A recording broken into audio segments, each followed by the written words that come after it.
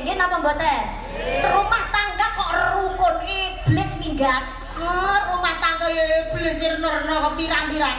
Ana iblis jenenge Gasim. Wah, kuwi heh. Takon. Oh Pak Gasim. Wis tak ngomong iblis Gasim kok Pak Gasim iki. Iya. Keblaen iki. Ngapunten lho Pak Gasim. Sing kula maksud iblis. Jadi rumah tangga jenengan nyawang bojo kok senek kudilan ngamuk ae. Ya Allah, tumek bojo kok ngikang-ngikang. Ya Allah, iki Gasime berhasil ngono. Ya Allah, ridhonya istri terletak pada suaminya. Cari ridhonya suami Pak. Bapak, jenengan pengen ditresnani garwane nggih Pak.